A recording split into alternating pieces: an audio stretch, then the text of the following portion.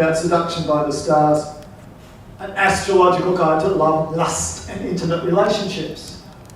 Oh, of all the books I've written, this is my all-time favourite review. I found this when I was just doing some research for this book. So here's the reviews. 1 star, this is on Amazon. Would have given no stars if possible. Do you want to feel like an attractive, worthwhile human being? Do not read this book. And I think it's a guy because he's had the strength to rip the book up. Right? But notice what he doesn't say. He doesn't say it's inaccurate, right? That would be what you'd say if you really hated a non-fiction book. He says, he's basically saying like, no, it's true, but I didn't like it, so I ripped it up. Love that review. Oh, let me tell you a story. This is from a few years ago. A friend of a friend used to come down to Pattaya, and he was telling me he met this woman in a bar in Bangkok. Not a bar girl, Haiso. And she was an Aries. And classic Aries, and this is even mentioned in the book. She owned a sports car. Right. I only would have made it more perfect if it was a red sports car. So, and Aries, you know that expression, you only get one chance to make a first impression? That's the quintessential Aries catchphrase. They want to make a big impression the first time you meet them. They're into the first impression. So much so, she gave some financial support to one of her friends, and she wouldn't let the friend wear makeup around her. She was the only one allowed to wear makeup. Anyway, he's having this thing with him. He's obviously really attracted to her, but he can't get her over the first hump, by which I mean the first hump, right? And so he's saying to me, look, she even came over and she even stayed, but she had this towel wrapped around her and she's in my bed and I just couldn't do anything. So I said, oh, okay, Aries, okay. I said, say these exact words to her, exactly these words. It's okay, I understand. You're frightened of sex, I understand it's okay. We'll just be friends and have a meal together once a week. Say those exact words to her. So later on I'm going to tell you how that went. So how did I get to this? How did I get here to this point? Now what I'm going to play you is an interview that I did on national Australian television when Seduction by the Stars came out. Every Australian here knows the midday show, right? The famous midday show, national, hugely popular. And this is when David Rain was doing the show. And it's an interview. I'm going to break a couple of my codes. This is actually more than 4 minutes, this interview. It's 7 minutes.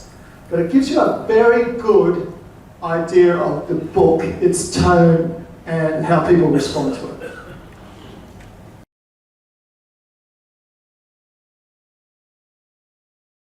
Author and sensitive New Age guy, Ren Alexander, believes we can turn our love lives around by simply knowing a person's sun sign, not star sign, sun sign.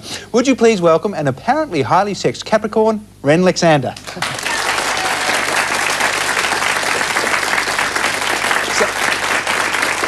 We're talking about sun signs. Yeah, the sign of the zodiac that your sun's in, because there's also moon signs and your ascendant and every and star signs. It's all different. Yeah. Okay. Now, I'm a complete and utter skeptic, but I had great fun reading this book. Yes. If you don't believe in astrology, it's still wonderful because it's just, everybody's interested in relationships.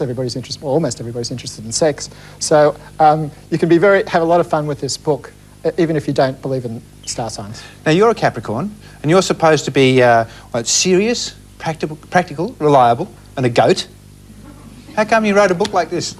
Well, this is a secret astrological knowledge, but actually Capricorn is the most highly sexed sign in terms of raw sexual drive, and they tend to get more sexual as they get older. So it's a bit of an arcane. But actually how it happened was interesting. I went for an astrological reading with the co-author, Geraldine, and I came in, and she'd only drawn up my chart, and she said, are you a writer? And I said, oh, yes, I am. She said, good, because I think otherwise you'd be a drug addict. So it's so strongly in my chart to write. And then we got talking, and then the book emerged as a co-written thing. Now, in the book, it says that Capricorns are like the sexual athlete. Any Capricorns in the audience? Any sexual athlete? You sexual athletes, you? You animals. Does that sound right to you? You want to think about that for a moment, or what? They don't like public exposure, so they're probably all going, well, I'm not going to confess to that. All right, so if I was to seduce a Capricorn, what's the best way to do it? Honesty and openness, but the key thing is that Capricorns always have a view to the long term, and they won't embrace short-term wildness if it's going to have a very bad effect on their career or the long-term life. So they want to to make sure that happens, they want to know that you're like 100% emotionally stable, that there's no quirky things in your psyche, and that you're not going to blab to everybody about it. They don't want dramas in their relationships. They want their relationship to be a source of refuge for them. Right. Now, throughout the book, I mean, you've got ways to seduce people, key tactics, no-nos and things like that. What's the no-no with the Capricorn? Well, definitely public ridicule or criticising them in public. Very, very big no-nos. They'll go off you unbelievably like that. One of the big no-nos is never make a sexual... They're into contracts. They're into meeting their side of the contract. So if you say to a Capricorn, meet me here at such and such a time and we'll have a wild fling, and then you get a hangover the night before and you can't do it, they'll go off you forever. They'll never want to know you again. All right, any Virgos in the audience? Uh-oh. Uh-oh. Oh, stacks of Virgos. Uh-oh. Because you don't have too many nice things to say about the Virgos. I only have nice things to say about them. This is not true. Well, no, that's not true. I mean, Virgos, the sign is of a virgin woman, but you say that they lack sexual spark. The trouble... No? You don't think so? No. The interesting thing about Virgos is this: they seem to have a built-in desire to be good and pure and honest, which is wonderful. But if, as children, they receive messages from their parents that, like, you shouldn't be sexual because being sexual is not good, then they tend to take that on board, and it can become a bit of an effort with them then to become more sexual. But if they get over that, and especially in later life, they can become more and more sexual as they get on. And I've had 2 fantastic relationships with Virgo women, and I think Virgo people are wonderful people. My current girlfriend's a Virgo, and she's fantastic. And did you use... Settle down. Did you use any of these techniques in here on your current girlfriend? Absolutely, absolutely. I ended up... She has some fire in her chat, and I tried to do fiery seductions. It didn't work. I had to go back to the tried and proved Virgo seduction, which is saying, being very honest and saying, look, I'm really sexually attracted to you, and being honest and upfront, and then letting that sink into her psyche and come to terms with it, and then we proceeded from there at a later date. Because I was reading through this on the weekend. There was a bunch of us around at our place, and one of the girls with us was a Virgo. And she was quite sort of disappointed at first, but then there's a lot of good things about them as well. Fantastic people, yeah, Virgos. What other star signs do we have in the audience? Gemini. Funny you should mention Gemini. Tracy's a Gemini. Oh. And I actually wrote down something that you say about Geminis. They have a veritable laboratory of sexual experiments. Would that be true, Tracy? Yeah, that'd be right. Geminis are fascinating because they're one of the most quickly aroused signs. They get quickly stimulated by almost anything, and they like to... they like to know that their partner's very mentally quick, and so they tend to be turned on. I think I can say this. There's a line in the book which is very accurate, which is mental stimulation equals instant lubrication.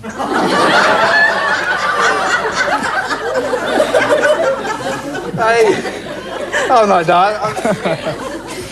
So how would you seduce a Gemini? Quickly. Quickly. Don't muck around. This is it. If they're attracted to you, you've got to go bang. Don't think, oh, I must make it to the bedroom. If they're in the lounge room, go for it. Because by the time you get to the bedroom, they might have changed their minds. You know? Because they change their minds so often. Does that sound right to all you Geminians? No, yes.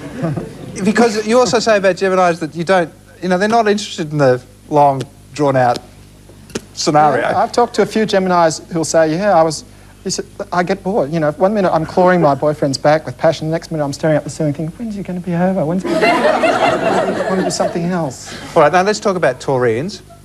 I'm a Taurian.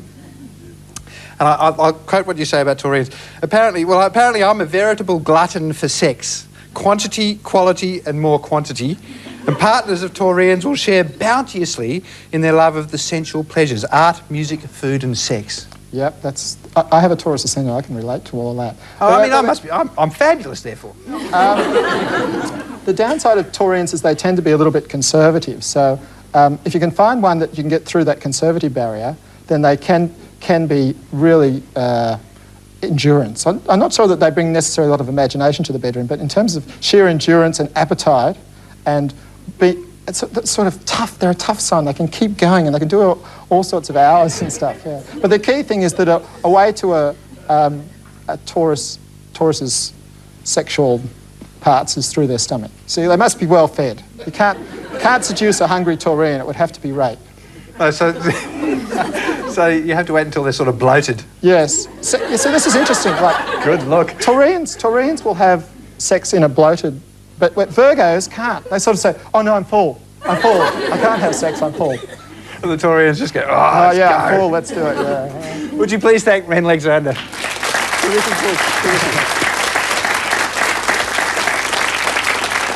The book's called Seduction by the Stars.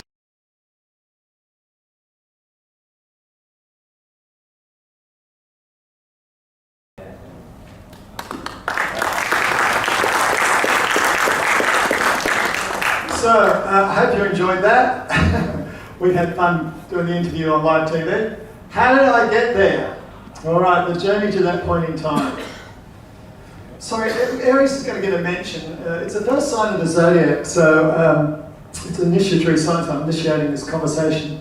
So how I got there, first got an inkling of interest in astrology, because, by the way, it rules initiations and beginnings. So it actually rules the loss of your virginity. And classically, I lost my virginity to an Aries woman.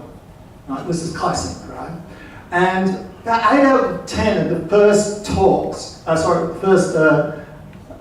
first women I was with were Aries. And I started to notice there was a sort of similar... Who's Aries here? Hello? Anyone? Come on. I'm not going to bag you out too much. Anyway, and there was a certain pattern in their behaviour. And I noticed, I'll share this now.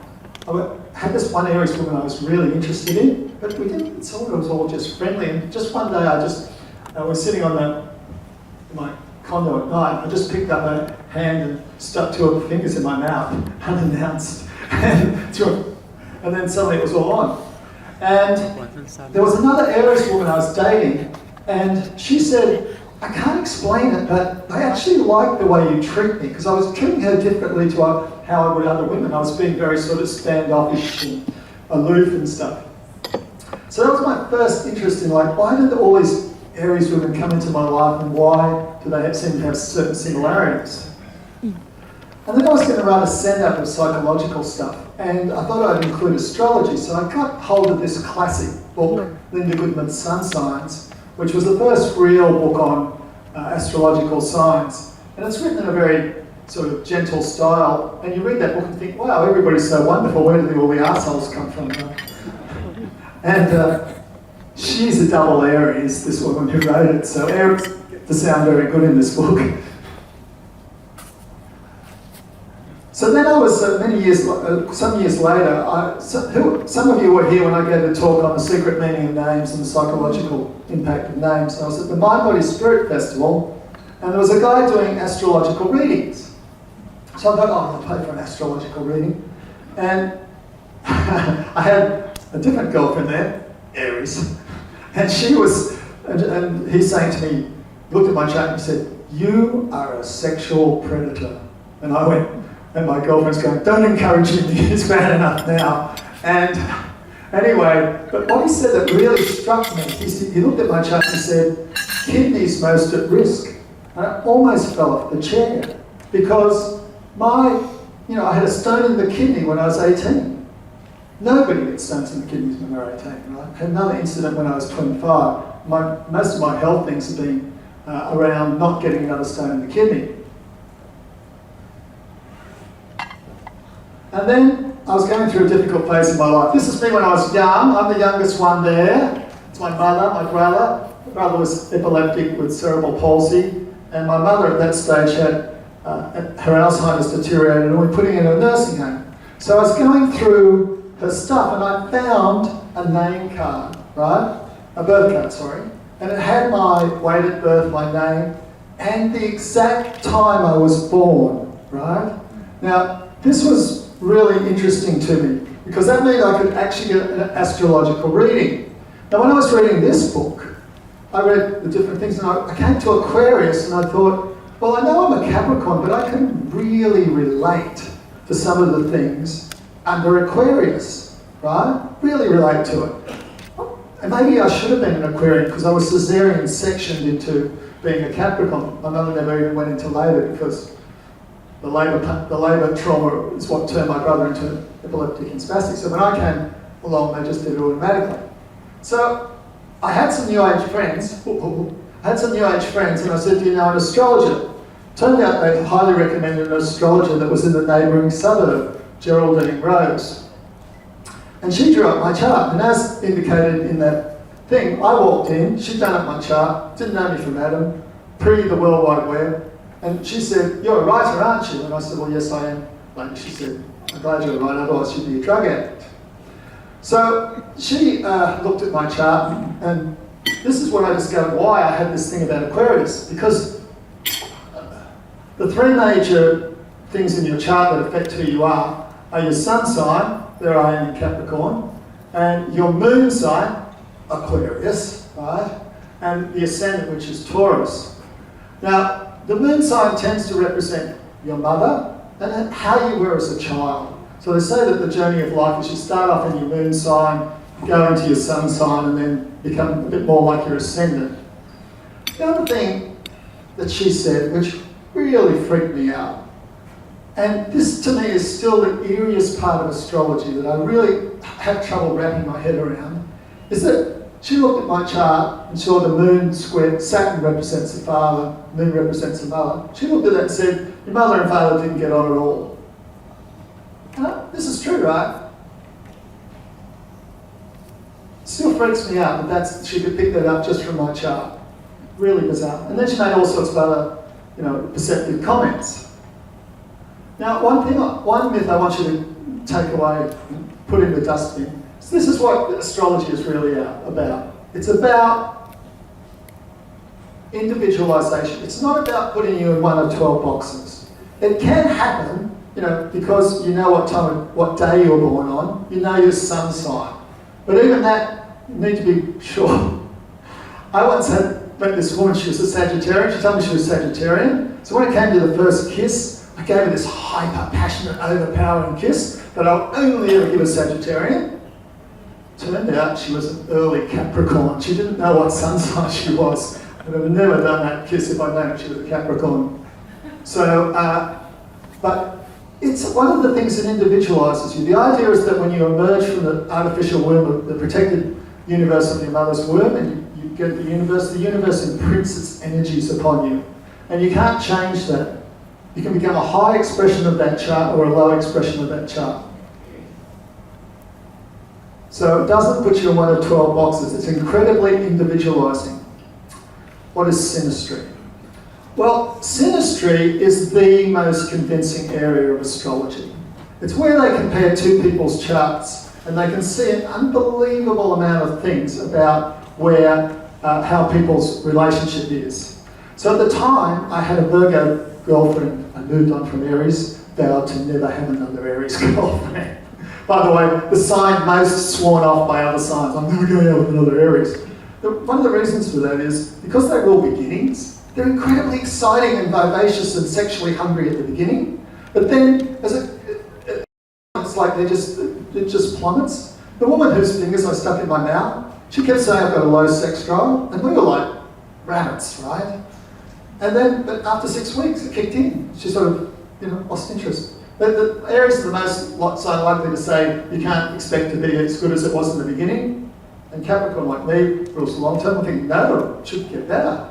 Anyway, so this is synastry. So I had this wonderful Virgo girlfriend, but we had some issues in the relationship. So I had her, Geraldine, do Megan's chart. Now, at the time, so she looked at Megan's chart. I thought the whole thing would be about the relationship. The relationship was this tiny part at the end. But she did Megan's chart and she said, yes, Megan. She has moon in Scorpio. Most difficult sun or moon placement, moon in Scorpio. She's got moon in Scorpio, Pluto is on the moon, And currently, she's obsessed with the relationship with her mother. And her mother probably says to her things like, oh, I've done so much for you, and you owe me so much. This was word for word what her mother was saying to her. Word for word, right? And this woman who's normally a hyper-conscientious Virgo, she was like going to work, literally, staring at the wall and obsessing about her mother. And one stage she said to her mother, you blame me for your life. And her mother replied, well, if I don't blame you, who else have I got to blame? That's why I'm going to use that line sometime in my life. So, and then it came right at the end, she finally got synastry. And she said, oh yeah, okay, synastry, your 2 charts. Well, you've got great stars for communication, great stars for respect, and you'll never get it together in the bedroom. You have wild moon in Aquarius at 90 degrees to a tied up, conflicted moon in Scorpio, and you'll never get it together in the bedroom. And that was our whole relationship in 3 or 4 sentences. That was exactly correct. So I accepted that she was that way and I was a different way, and we had to do the separation process. Now at the time, the astrologer, Geraldine, was doing a monthly column, horoscope column, for Australian Slimming or Australian Weight Watchers. Right, and she said to me, Brennan, we had these new magazines appearing in Australia, Australian Penthouse and Australian Playboy, only a couple of years old. She said, Brennan, I want to write a monthly horoscope column for, one of the new men's magazines. Now, as it happened, I was writing quite a few comedy articles at the time that those magazines were actually publishing. And so I write a thing like, this was actually in a newspaper, it was called How to Translate Teachers' Report Cards, right? I researched this with teachers, it's like, so the teacher writes a good term, anybody who was a teacher in Australia or a teacher anywhere? Anyway, the teacher, hey, yeah. So the teacher would write, so I researched this, like the teacher writes about the child, a good term's work. And that translates as, I don't remember this child. And then it says, a fair term's work, which means I talked about this child in the staff room and none of the teachers remember this child. Right? So, and then we did, but my favourite one, and by the way, I swept all these translating articles into a book that was published as The Complete Guide to Translating Australian Bullshit, right? What people say and what they mean. My favourite one, which Australian Penthouse published, was How to Translate Doctors' Bullshit, right? So it's like, and I had a Sagittarian girlfriend at the time who was a nurse. So I'd say to her, what do you say if the patient's got 3 months left to live? And she'd say, you can't tell with these things, they come and go. And then I say, well, what if the patient's only got a week left to live? You say, we'll just top you up with some blood and send you home, right? This is actually true. So if I ever say to you, we'll just top you up with a hospital and top you up with blood and send you home, it's right because they're trying to clear out the bed because they know you're going to die within a week. This actually happened to me in Thailand at the other club. There was an appeal for blood, for A-negative blood. And A-negative blood, right? And then it's an urgent appeal, and I went to Chonburi Hospital and they tested my blood and say negative, blah, blah, blah. And she said, and the Thai wife was trying to get blood for this much older guy, saying, no, we need 3 lots of blood. And I said, no, not 3 lots of blood. That's classically what they give you, 3 lots of blood, send you home and let you die at home. Sure enough, I went up, she said, would you like to see my husband? I went up there and sure enough, he was so going to die within a week, and he did. Anyway, so I was doing this Australian Penthouse, so I knew the editor of this quite well. Can I tell you another story about Doctor's Bullshit? Just quick. I was actually, my second favourite thing after that review where the guy tore up the book. I was in a bus on St George Street in Sydney, very busy street, and traffic was really slow. But there was this little van down below us with a couple of guys, and they kept missing the lights and being bipped and stuff, and dragging the chain. And I'm thinking, what are they doing? So I looked down and they had the most recent edition of Australian Penthouse. And I thought, they're looking at the pictures. But then when I looked down further, I realised they were reading my book, my thing on how to translate Doctor's Bullshit. And they were laughing, and that was causing them to miss the lights. That's great feedback for a writer. So Geraldine was like, I want to break into the men's magazine. I knew the editor at Australian Penthouse, he wouldn't go for it. But I didn't want to discourage her. So I said, look, why don't you write an article to get a foot in the door, Seduction by the Stars, right? How to seduce by star sign. She said, oh, that's a good idea. But then she kept nagging me and phoning me up. And I realised it was just to get her off my back. It wasn't going to happen, dithering Piscean she was, unless I co-wrote it with her. So we went round so I came round to write the article, and basically within a minute we realised it was a book, not an article, right? And luckily I discovered I wanted to push it in a more sexual direction than she did, being Capricorn.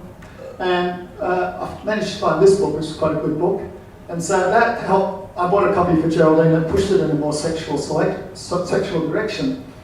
The other thing we did is that we hit on this idea, instead of just giving tips about how to seduce the sign, of actually spelling out the actual seduction scenarios to use, right? So there's like, for every sign, there's like 7 different seductions to choose from. And that made it more worthy of its title of Seduction by the Stars.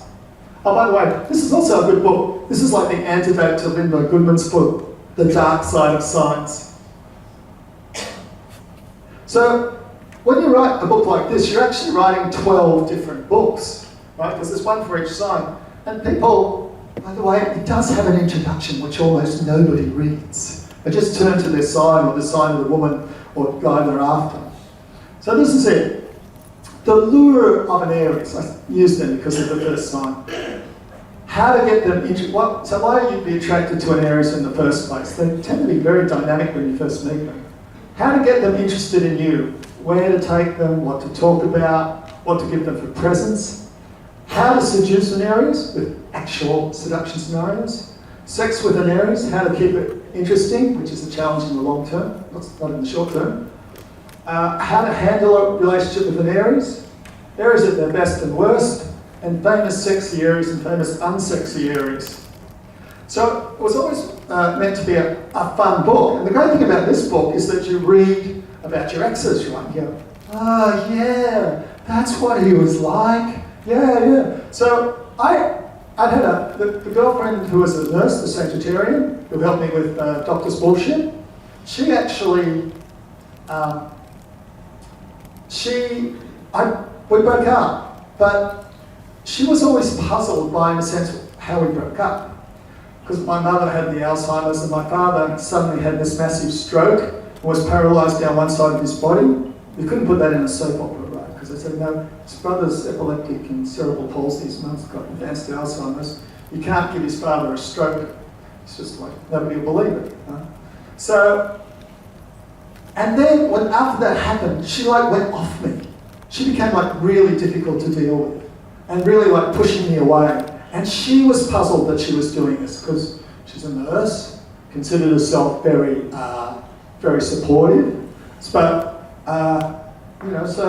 but then when we were doing the Sagittarian section, and Geraldine's talking about it, she says, oh yes, Sagittarians are in the power of positive thinking. They hate to be around negativity. They despise negativity in anybody except themselves. Right? We actually, and so that explained to me why she'd been like that when things had gone badly in my life. So at the time, Geraldine had a friend who knew a screen agent in Los Angeles, and and he represented me for a while. I couldn't place a script I'd written, though he really liked it. And he put me in touch with an agent in New York, a literary agent, Howard Morhaime. And Howard Morhaime, I had a number of projects, and I said, this is the easy in, Seduction by the Stars. So I leave it with him, and he phones me up and back in Australia and says, I really didn't like the section on Aries, because he's an Aries, right? And I said, well, you know, their archetypes, blah, blah, blah. And he said, oh no, I didn't say it wasn't accurate. I said I didn't like it. It's accurate, I just don't like it. So this is the Bantam Doubleday Dell edition, terrible cover. So these were picked up by major publishers. You can still get this on Amazon. And this was the Australian edition. By the way, I'll tell a little story here. I tell this story sometimes because when you're a writer, and if somebody makes a suggestion, and you don't immediately go, oh, that's such a wonderful suggestion, they go, oh, you're just being a precious writer. Oh, can't take a suggestion. So when we had this edited in New York, they sent us the galleries to edit, and we looked through it, Geraldine read it, I read it, we phoned up and said, we love your edit. Oh, and they said, oh, well, if there's anything you don't like, fight for it. I said, no, we love every bit of it. Thank you very much. Right? So I tell that story, let's try to convey that writers are not precious. So the first time I was ever edited, but I actually thought I was being edited by an adult and not like a precocious, willful high school student. Anyway, so the Australian edition came out. That sold out. Oh, when the Australian edition came out, we went back to Australian Penthouse and said, really this whole book arose from this idea of doing an article for you. Wouldn't you like to do an extract from it in your, in your magazine, and Seduction by the Stars, internationally published? They went, no. So, but a lot of women's magazines did articles on it. And this is the second edition, which is the Australian one, which I have copies of here. It's 500 baht, which is less than it is on Amazon, and if you're a member, it's 400 baht. Oh, it came out in Spain, Horoscopo Sexual, like we are Astrological de la Seduction, and in England. Now I wanted to use this chart to, this is somewhat more recent than these.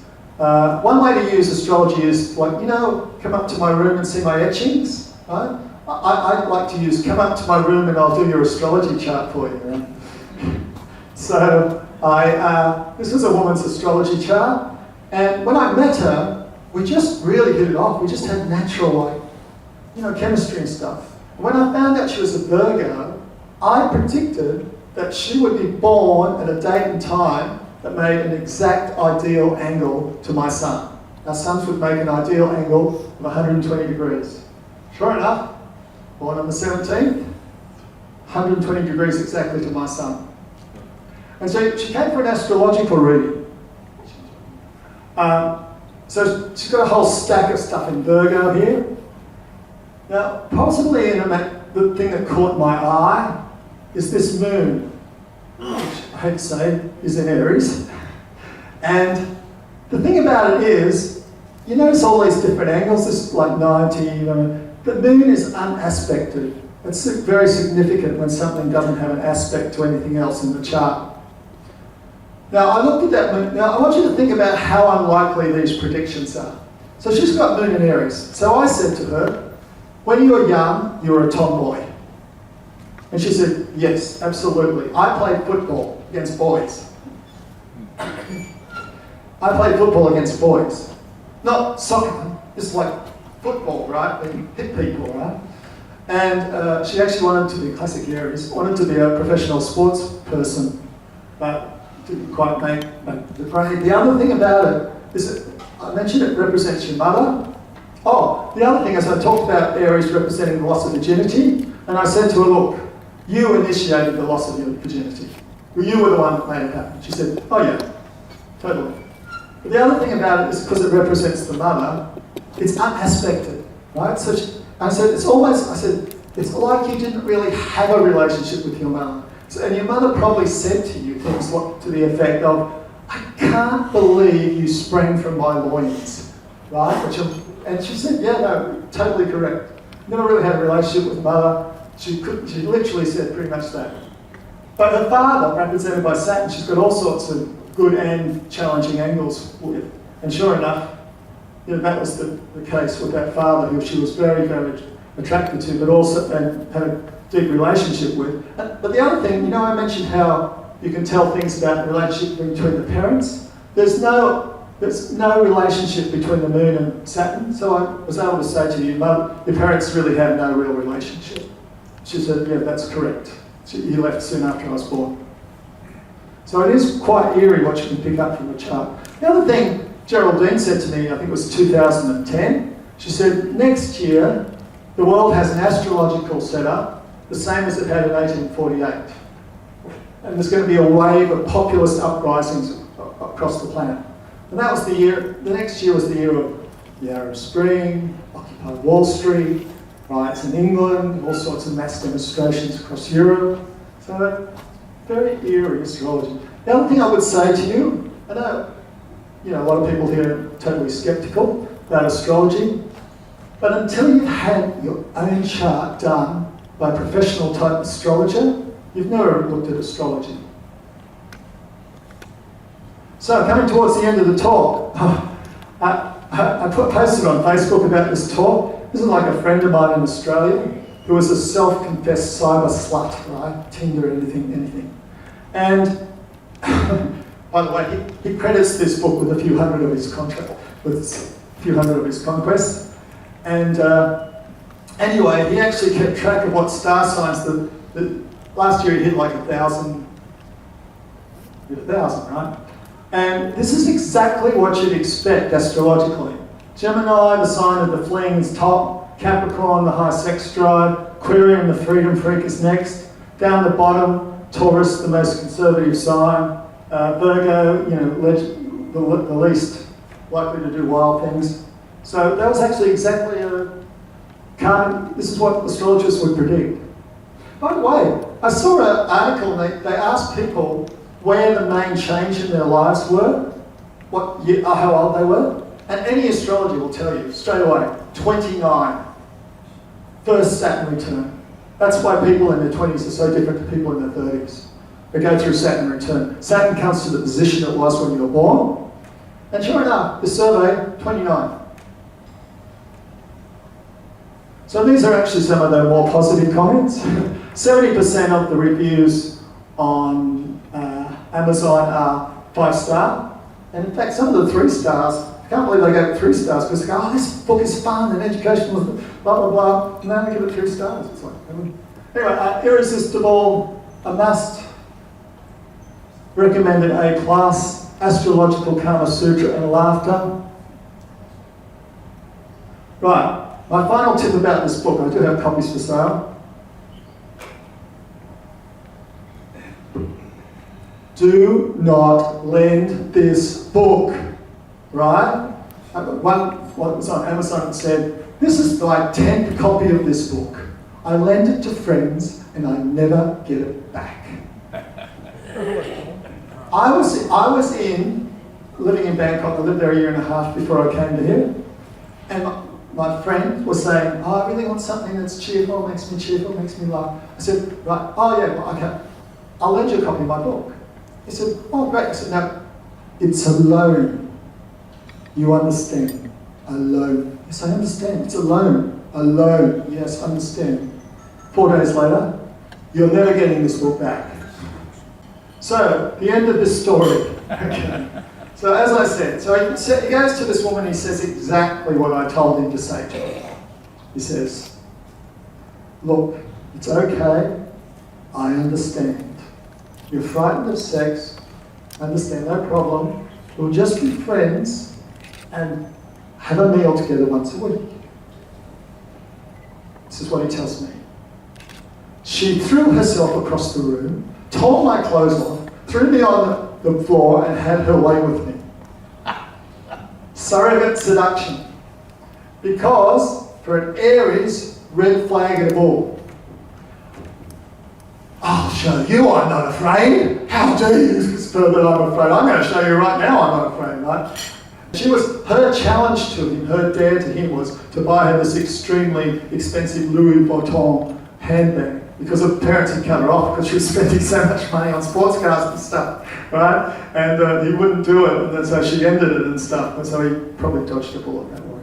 I know probably a lot of you are skeptics and stuff, but I hope you were entertained by the talk.